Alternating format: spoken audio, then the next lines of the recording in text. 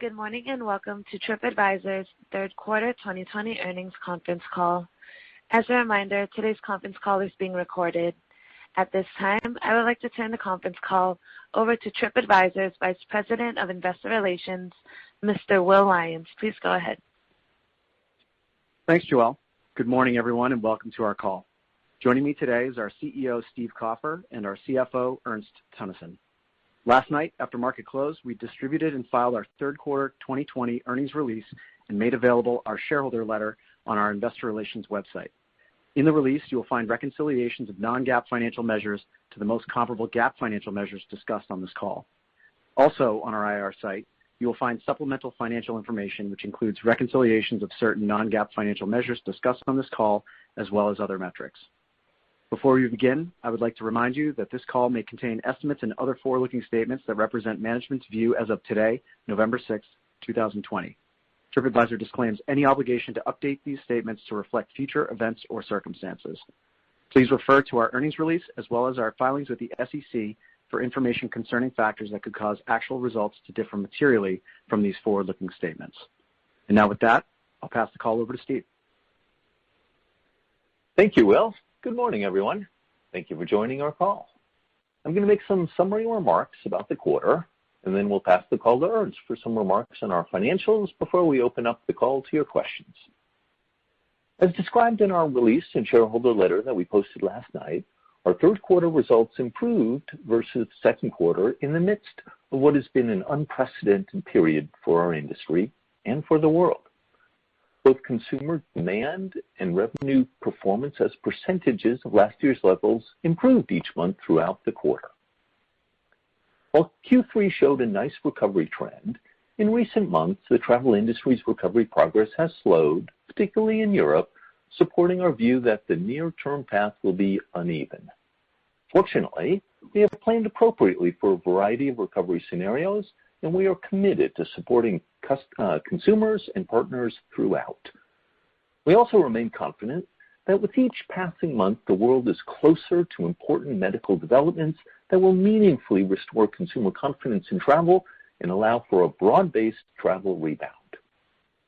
In the meantime, we remain focused on factors inside our control, maintaining focus on executing on our One TripAdvisor initiatives that deepen customer relationships, deliver more value to consumers and partners, and position the business well for many years to come. We are making great progress despite the challenging backdrop. In Q3, we expanded our Travel Safe initiative to include more than 120,000 hospitality businesses, enabling them to efficiently communicate pertinent health and safety information to prospective travelers, drive engagement, and recover faster. We also recently launched 2 new B2B products for hospitality clients, further signaling our ongoing commitment to support partners and deliver them more value as travel and dining starts to come back. And finally, within the next few months, we plan to begin rolling out our first direct-to-consumer subscription offering and are very excited by this new opportunity to deliver meaningful value and delight to premium members. So while it undoubtedly remains a very difficult operating environment, we are pleased with what we have been able to accomplish. Before I pass the call to Ernst, I want to once again extend a thank you to all frontline workers for your tireless hard work during this difficult time. Of course, I also want to thank each and every TripAdvisor Inc. employee for their talent and dedication. Better days will come, and we are doing what's necessary to emerge stronger than before. And now, I'll turn the call over to Ernst. Thank you, Steve, and good morning, everyone. On our last 2 calls, I have described how we quickly adapted our business to its new reality. In the third quarter, we minimized operating expenses and generated positive adjusted EBITDA, despite the fact that revenue was only 35% of last year's comparable period. We remain squarely on track for over $200 million of fixed and discretionary cost savings this year versus 2019. That would be clearly more if variable costs like performance marketing are included. And our quarterly fixed and discretionary run rate decreased by $67 million in Q3 versus the first quarter of this year. It's a testament to our business model, our flexible cost structure, and proactive cost reduction efforts that we were able to produce positive adjusted EBITDA even at such sharply reduced revenue levels this year. We also strengthened our liquidity position with a bond issuance in Q3. And at the end of Q3, we had cash of nearly $450 million, as well as $1 billion of undrawn capacity on our credit facility, which keeps us adequately prepared for a variety of COVID recovery scenarios. We believe that our concerted cost savings and our funding efforts, combined with the many new revenue initiatives that Steve just mentioned, and we'll talk more about on this call, put us in an excellent position to benefit financially when the travel market inevitably comes roaring back. With that, we will now open it up for your questions. Thank you. To ask a question, you will need to press star 1 on your telephone. To withdraw your question, press the pound key. In the interest of time, we ask that you please limit yourself to 1 question and 1 follow-up. Please stand by while we compile the Q&A roster. Our first question comes from Deepak Mathivanan with Barclays. Your line is now open. Great. Hey, guys. Thanks for taking the question. Just 2 quick ones from us.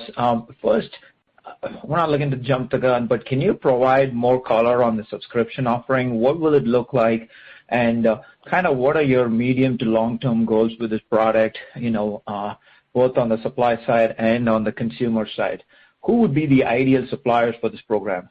And then second question on the hotel business, can you talk a little bit about the competitive dynamics on the auction side that you saw as travel demand was rebounding during the summer months in 3Q? Were OTAs and suppliers coming back to the platform? How does the participation from hotel chains and other suppliers during that time? Excellent. Thanks, Deepak. This is Steve.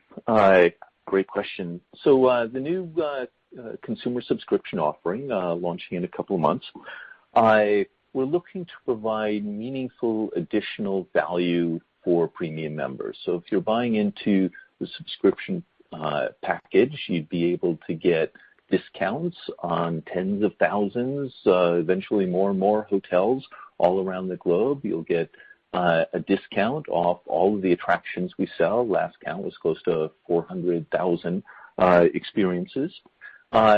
And there's plenty more, if you think about it, of things that we can add to the bundle.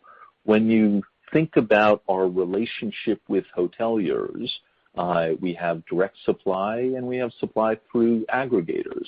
And we're looking to present an offering to our travelers that not only saves them money, but gives them that traveler a special experience. Everyone loves to feel like they are treated special, that they are delighted when they go traveling, not only by where they're going, but how they are treated as a guest at a hotel or on an experience.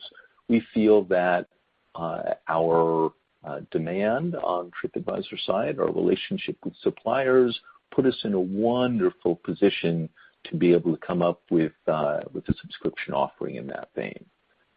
If you look at the overall picture, we have, or pre-COVID times, north of 400 million unique users on our site that were looking to plan a trip.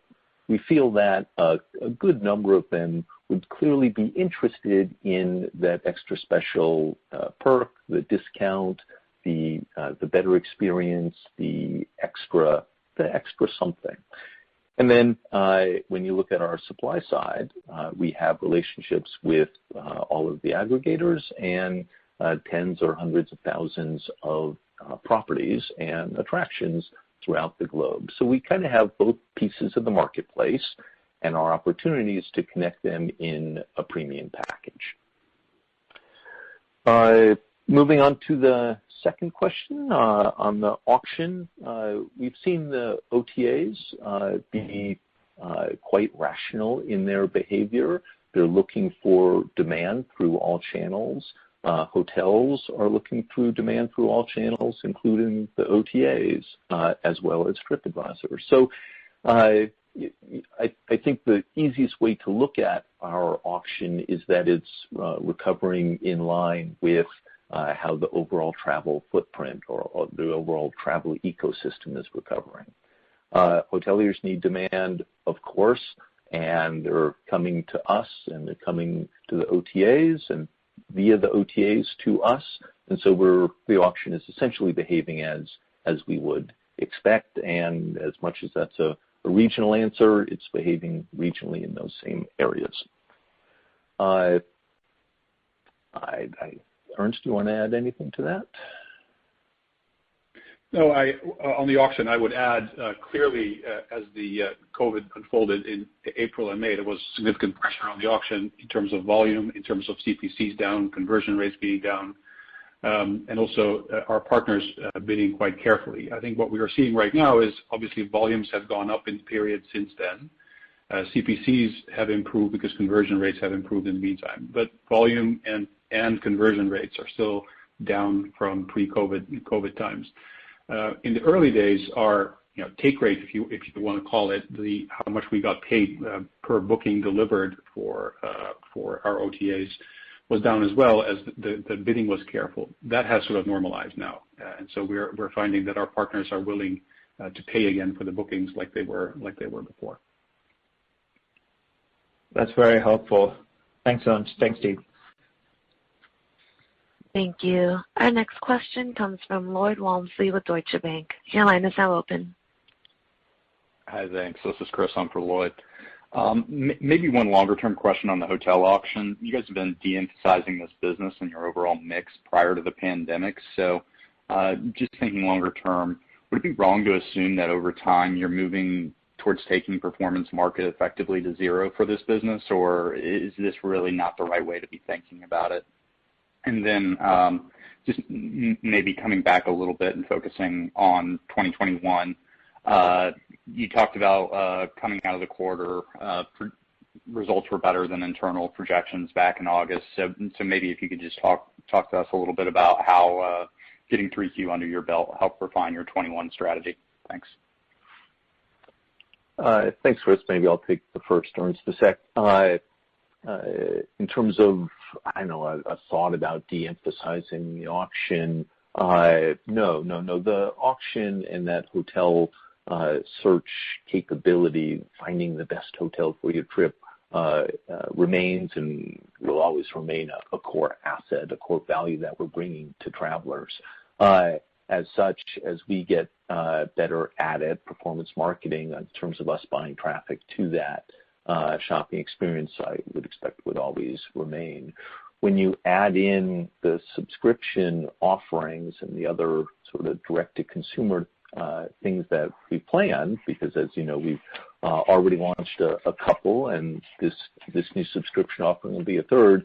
It's yet another opportunity to monetize the traffic that we bring to the site organically or through paid channels or our repeat efforts, all the different ways that we get up to the hundreds of millions of users. And so for us, with the subscription, with the auction and the way it's running, we expect that to continue, and performance marketing will probably always play a role in that. In terms of your second question, our visibility, of course, in the near to medium term remains limited. We said last quarter that we think the recovery may have an uneven path, and I think we're seeing that right now. Q3 was stronger than we expected. Our European business performed very strongly in this third quarter. The Fork, our reservation business, and the restaurants did very well in the third quarter. And now what we're seeing at the start of the fourth quarter is some of these trends are different. And so we see Europe now taking a step back with all the lockdowns that we're in.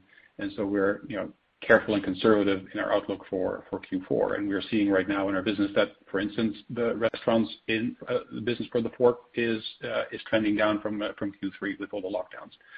And so it's going to be an uneven recovery. We remain bullish and optimistic about the recovery of the travel market in the next periods to come. We think travel will recover fully. I want to highlight sometimes lost that TripAdvisor skews almost exclusively to leisure travel, and we think leisure travel will be the part of the travel market that will come back the fastest.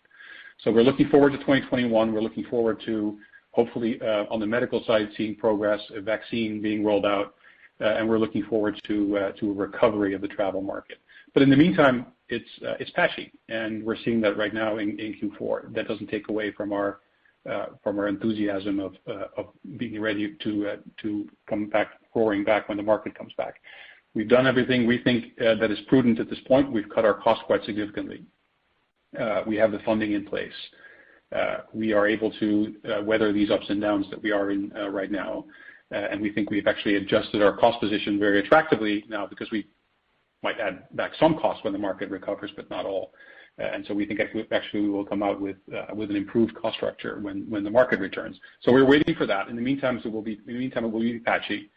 Looking forward towards 2021, we are focused on what we should be focused on, being prudent on cost while the situation hasn't been resolved. And in the meantime, developing some exciting new tenets to our strategy. I think the revenue initiatives that we're rolling out right now could have some real legs. You're not going to see that in Q4. You're not going to see that in Q1 maybe.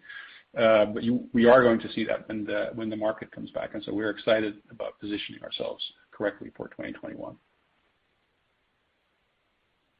Got it. Appreciate the color.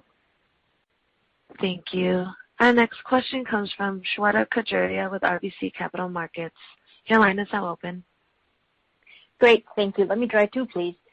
Are you expecting, first one is, do you expect to put some marketing dollars behind the subscription product, maybe build that awareness so that when consumers are ready, they can subscribe as they see value in that product? And then second is on engagement. Any update on how you saw engagement trend among your members? So not only membership growth or improvement, but how are they interacting? Did you see improvement through the quarter? Thank you. Excellent. Thanks, Shweta. So in terms of, do we need to apply or do we plan to apply marketing dollars on the subscription? The way we look at it is we have 400 million unique users on our site. They're planning a trip. They're in some stage of planning that trip. They are already in a plan/buy mode. So our opportunity with this subscription product here is, while they are on the site, present the value proposition in such a way that it becomes a no-brainer, really simple. So imagining you're planning a trip to Cancun. You're examining a couple of hotels. It's a considered trip. It's a trip that matters to you. It's likely to be on the higher end, and you're going to be doing some activities there. And then you get an opportunity to see a subscription product or to see a product offering that saves you meaningful dollars on the hotel that you wanted to stay at anyways, offers discounts on the tours and activities that you wanted to do in Cancun, and maybe as you look at the savings that we can offer instantly on this trip versus the subscription price, that becomes kind of a no-brainer. It becomes a very easy opportunity without, to your question, any incremental marketing costs for us to educate a consumer at the time they're ready to buy that this is a great deal. And we, of course, expect the consumer will continue to shop around to make sure that this is the hotel they want to stay at, that this deal that we're offering is, in fact, better than what they can find on other sites. And when that consumer is convinced that, well, yes, it actually is saving money for them, and that hotel is offering a chance for a free upgrade or a spa or dining credit or something else that can make that stay extra special, you combine that kind of win for the consumer with the ability to use the subscription product for the next entire year. That's kind of the experience we're aiming for. And then, of course, when that traveler is on the trip, experiencing the benefits, the money they saved on the hotel, they might be able to do an extra special meal, the upgrade with the ocean view. How exciting is that? They'll remember that it's TripAdvisor that brought them this enhanced experience, like that subscription. Of course, that flows into the logic of whether they renew a year later. To your second question on engagement of members, yeah, certainly members are as engaged as the average traveler during this pandemic.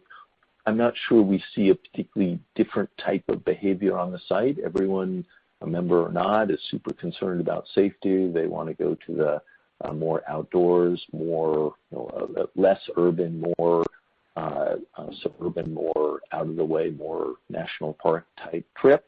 I don't think we've seen a split along member and non-member lines.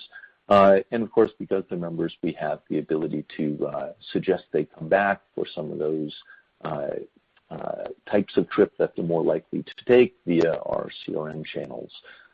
So as you suspected, membership continues to grow, but I can't point to anything particularly meaningful that's different in members versus non-members at the moment. Okay. Thanks, Steve.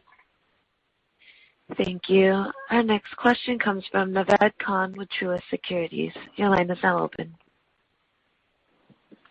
Hi, thanks a lot. A couple of questions from me. Can you help us with your fourth quarter outlook a little bit, maybe? So you expect revenues to be, performance to be modestly below third quarter. Can you maybe talk about the split of revenue for the hotel business between U.S. versus non-U.S.? I kind of remember it being 2/3 U.S., 1/3 international. And then the restaurant segment is all European. How should we be thinking about that amidst the lockdowns? Yes, Naved, hi. Our Europe business is we don't break it out, but is a minority of our business that is impacted. U.S. is more significant. The trends that we're seeing right now, for instance, in the hotel business, is that the U.S. is compared to where we were in September, holding up more or less at the same sort of recovery levels. So not too much change moving from September to October into November. The big change we have seen is in Europe with the lockdowns that have been introduced there. We've seen that on the hotel side, and we've seen it on the restaurant side as well. You're almost correct about your statement about dining and the skew to Europe. The Fork is almost exclusively in Europe, our reservation business, a bit in Australia, a bit in South America, but almost exclusively in Europe. And so that's very significantly impacted by the lockdowns, and that's the majority of our dining revenue. But there is also a component of our dining revenue that is in the U.S., which is our business-to-business component of it, the subscription services and other marketing services we sell to restaurants. But the largest part is Europe of that business. You're correct about that. That's very helpful. Quick follow-up, if I may. So on the fixed cost savings of $67 million that you had in third quarter, if I just annualize that, that equates to around $270 million. But then obviously you did say that you expect to retain most of it, but not obviously all of it when things do turn around. So if I had to think about 2021, can you give us some guideposts about how much of this can be sustained in terms of cost savings? Yeah, there are. When the market comes back, there are going to be some costs that we will naturally have to add back. Just an example, we are not operating any offices right now. Most of our offices are closed. At least the larger ones are closed. And when we reopen, some of that infrastructure costs will come back. There is always some other inflationary pressure to cost. And when the market comes back, we may invest behind some strategic initiatives like our subscription product. But we have found after taking out this much cost, as you often do, is that we have become more efficient. We're targeting much more on the things that really matter for our strategy. And we're looking around and we're saying, hey, this actually works for us as well. We don't have to add back all this cost. So I don't have a specific number for you yet for 2021, but we'll add back some cost. I believe that we will not add back all the cost, even if the market comes back. Great. Thank you. Thank you. Our next question comes from James Lee with Mizuho Securities. Your line is now open. Thanks for taking my questions. Steve, I was wondering, given the fact that we see a pretty meaningful mix shift towards alternative accommodations here, I was wondering maybe what do you think about your strategy on vacation rentals? Will you be more focused on going forward, like making more investments in that segment? And also, secondly, with TCOM CEO on your board right now, anything you learn from the company specifically? They certainly have a reputation of merchandising and bundling. I was wondering anything you can pick up from their perspective. Thanks. Thanks, James. To begin with, on the alternative accommodation question, absolutely alternative accommodations are a key part of our future. We have a reasonable footprint that we're looking to augment, and the trick, or the challenge, the opportunity, if you talk to TripAdvisor or most of the other OTAs, is figuring out the way to mix in that alternative accommodation mix into the default sort. The opportunity to help teach travelers that there are these great options out there, because it is a growing category, and we fully expect to have that a growing part of our mix as well. I don't think the TripAdvisor brand will stand for alternative accommodations at any particular point. We are looking to help travelers plan those big trips that matter, and that involves any type of accommodation, fantastic experiences, helping you get there, delighting you with inspiring content, out-of-the-way things to do, helping make that trip as memorable as possible. And so alternative accommodations, as the lodging type, plays a role in that, but is not kind of front and center for the company. To the question on having Trip.com on our board, Jane Sun, a terrific addition for us. I can't, it wouldn't be right for me to kind of disclose any particular learnings.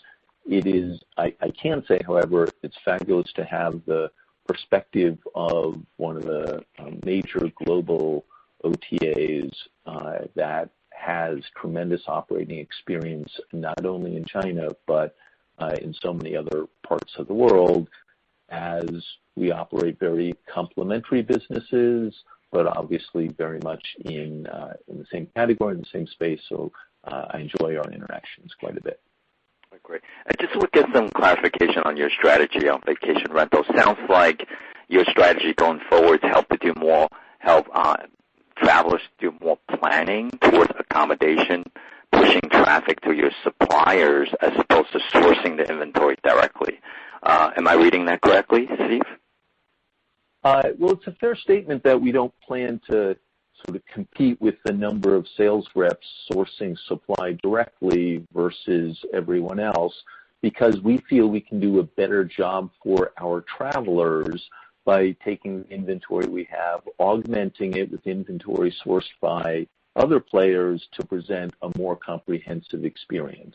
What we bring to the equation is demand. What we bring to the equation is the travelers looking for a very considered trip. And since alternative accommodations do play an important role in that, we just want to have that supply on our system, certainly regardless, without necessarily investing in building or growing our supply organization in order to get it. Great, thanks. Thank you. Our next question comes from Lee Horowitz with Evercore ISI. Your line is now open. Great. Thanks for the questions. Two, if I could. Maybe on the subscription product, in a more normalized demand environment, how do you think about the advertising investments needed to support the subscription product? Ultimately, how do you balance paid advertising versus leveraging your owned and operated space in order to drive subscription growth? And then maybe on the revamped cost structure, can you help us size the magnitude of these fixed cost savings across your business lines? I'd imagine that given the relative size of businesses, that much of it is coming out of the hotel, but any help on hotel versus non-hotel would be helpful. Thanks so much. Sure. Thanks, Lee. So certainly at some point we will be looking to build a brand around the subscription offerings. I really do want to drive home the point, though, that we have north of 100 million members. We have tens of millions of travelers planning a trip, visiting our site every single day. These are all folks who we have the opportunity to introduce our subscription product to at the right moment. They are already in travel planning mode, or if they're a member, they already know TripAdvisor and have been using us perhaps for years.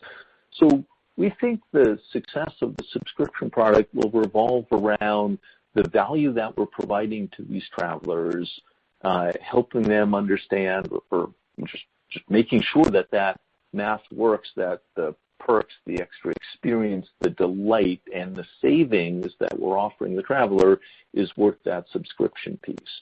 Unlike another business, if you were to start up a travel subscription business and not have our demand asset, your question would be spot on. How much do you have to spend in order to acquire, and what's the lifetime value going to be for the subscription, and can you make that math work? For us, it's really quite different because we're confident we already have the traffic, or the demand on the site each and every day. Obviously, we will be, perhaps, but of course we will be spending some marketing dollars if we have some folks going through a path to buy the subscription product and they abandon. We would naturally seek them out to remind them to come back and finish the transaction. But the big win, the big opportunity is to leverage the traffic that we already have and, as others have done, do a consistent job improving the value over time with our content, additional discounts, special treatment, upgrades, credits at hotels, experiences that are in destinations that are unique to a paid membership value offering. And, there have been others programs in travel. There's certainly been plenty of programs like this in other verticals.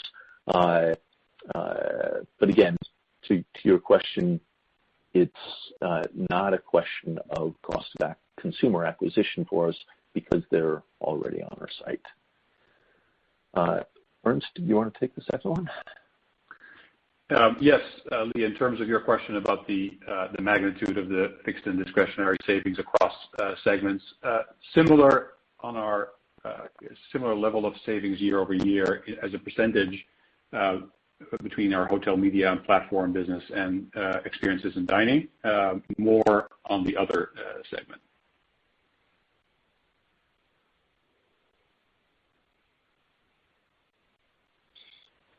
Great, thanks so much. Thank you. Our next question comes from Tom White with D.A. Davidson. Your line is now open. Great. Thank you for taking my question. Steve, earlier when you were talking about the subscription offering, you mentioned how kind of your direct connectivity with hoteliers and properties played a role there. Could you maybe comment on sort of what % of your overall properties on the site you guys have maybe some level of kind of direct connectivity with, i.e., not through an OTA or through a hotel GDS or something like that? And just curious whether kind of driving more of that direct relationship with properties is a big strategic focus for you guys, and how you might monetize that, if so.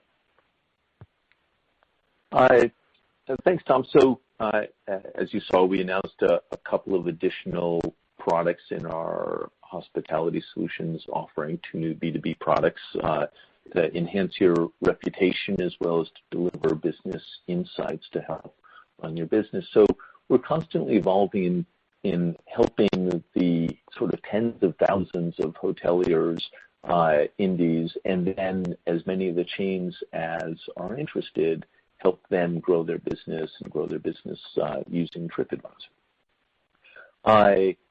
To the question on the subscription product and how it relates, we obviously view that channel direct to hoteliers as a tremendous asset in being able to deliver unique value in the subscription product. So if you can imagine a hotelier that might have a shoulder season and might be perfectly happy to provide a discounted room or an extra piece of an extra credit, an extra part of the experience at their resort to TripAdvisor members behind our pay gate. So if you think of the overall ecosystem, there tends to be, or many hotels aim for, rate parity across the various channels, but behind a paid gate or a subscription gate, there's lots of new things that hoteliers can choose to do. And we're not by any means inventing this model, the Priceline, the Hotwire, there have been plenty of other very successful examples of how discounted rates and other packaged rates are an established distribution channel for hotels. For the first time, we're bringing that to TripAdvisor in the form of this subscription offering. So we shall see, and we will learn what hotels are interested in offering to get access, preferred access in some cases, to the travelers on TripAdvisor. Specifically around connectivity, we have connectivity through the OTAs, through GDSs, through hundreds of different internet booking engines that hotels have been using on our site. It's not an easy part of the equation, but through previous efforts, we have quite a bit of experience establishing the connectivity that would enable many, dare I say most hoteliers that would be interested in our audience to be able to establish that direct booking or that direct offer capability. Great. Really interesting. Thank you. Thanks. Thank you. Our next question comes from Heath Terry with Goldman Sachs. Your line is now open. Great, thank you. Steve, just to dig a bit deeper into the direct opportunity. I mean, we're obviously seeing Google and sort of other meta search models attempt to enable the loyalty program efforts that hotels are certainly pre-pandemic, but even through this pandemic are attempting to build out. During the pandemic, though, we're seeing a shift in consumer behavior towards more direct booking via phone as consumers try and get more information about health protocols and check-in and that type of thing. What kind of opportunity do you see for TripAdvisor to play a role there short term, and then certainly to the extent that we're all focused on the longer term, to use that and the environment that we're in to sort of benefit TripAdvisor's more direct relationships with these hotels and sort of around the OTA ecosystem? Yeah, thanks, Heath. Interesting question.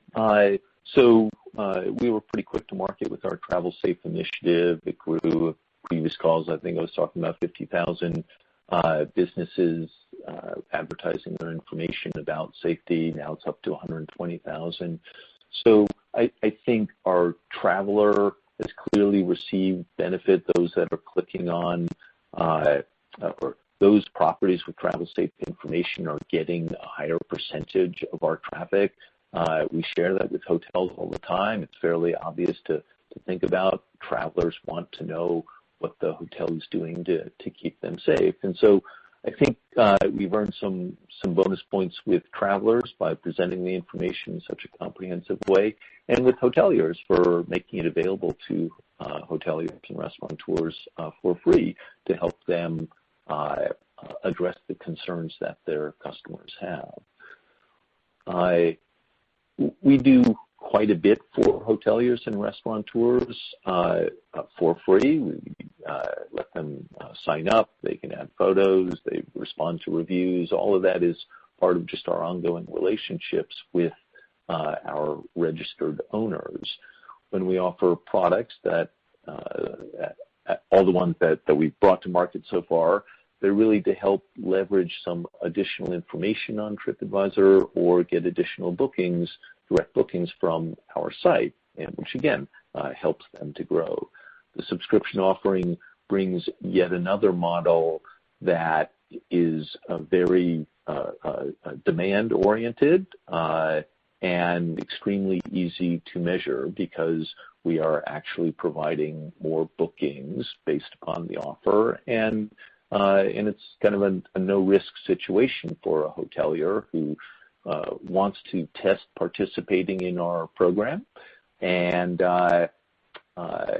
they will see the bookings come through whatever connectivity we've established with them if we are successful in driving more, and that makes it a win for them, and our traveler obviously gets the benefit, the perk, or both that the hotel is offering. Great, Steve. I appreciate that. Thank you. Thanks. Thank you. Our next question comes from Jed Kelly with Oppenheimer. Your line is now open. Hey, great. Thanks for taking my question. So just looking at your traffic patterns, your traffic's obviously ahead of where some of the OTAs are in room nights. It seems to be more of a leading indicator. As you think about travels coming back, is there a way, sort of any products you could potentially introduce to kind of control your own destiny in terms of revenue and, generate more revenue either through your media platform as, more consumers look to book to travel before actually traveling? Yeah, so I'll take a shot at that, Steve, again. So I think you've seen some of the leading indicators, the destination marketing organizations, the geographies that want to start attracting tourists are leaning in a bit more heavily into the display space, one of our product offerings, than the chains. And that's, a combination of dollars available, but also those organizations recognize that people are, even in the midst of a pandemic, planning and still making some of the decisions for, well, when all this craziness is over, where do we get to go? And the DMOs want to be there, and that's arguably a bit too risky for the hotel chain to play in that sort of level of decision process. We have no doubt that as demand picks up, as people feel safe to travel, again, not next month, not even next quarter necessarily, but as the recovery happens, all of the ecosystem will rebound to where we were. The chains will be super active. The destination marketing organizations, because so many destinations, tourism is a critical component, will be back on the site in spades, and the OTAs and our traditional clients will all be back in force looking for that demand. Kind of one other thing I wanted to kind of add on that subscription product, because we're talking about sort of chains and the loyalty programs, is that, of course, we believe that the loyalty programs that the chains offer and that the OTAs offer will obviously continue. Those tend to be reasonably strong programs. Our subscription offering is not meant in any way, shape, or form to pull people away from those. We view it as very complementary to those systems. And so nothing that we're doing product-wise would make it any less interesting for hotel chains, for instance, to be terrific advertising partners for us. And I would underline the point that you're making, Jed, about the leading indicator of traffic. We had in September, we were at 74% of the previous year in terms of unique users, which is obviously way ahead of the 35% we were on revenue compared to last year. And so we look at those trends. We were, even in the depths of April, May, we had about a third of our traffic still on our site. So we're seeing engagement, continued engagement with the TripAdvisor platform, even when conversion rates are low. That's very positive for us. The other sort of leading indicator I would point out is if we get into a situation next year where there is more certainty on the ending of COVID because there is a vaccine and it's now just about the logistics of rolling it out, we may see our hotel auction, which is mostly pay per click, of course, we may see as a leading indicator there because people will start to engage and start booking for further out.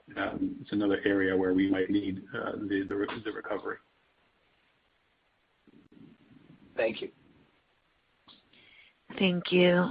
As a reminder, to ask a question, you'll need to press star 1 on your telephone. Our next question comes from Doug Anmuth with J.P. Morgan. Your line is now open. Okay. Good morning. This is Ayan for Doug. Thanks for taking the questions. I had to just around the hospitality B2B product that you recently rolled out. Could you elaborate a little bit on that and give us some more details on what you're doing there? And then looking more broadly across the B2B opportunity, are there any other unique opportunities or interesting things that are popping up that could come down the pipeline? And then looking at their Trip.com partnership, it's been about a year since you announced that partnership. Do you have any updates to share around how the partnership has progressed so far?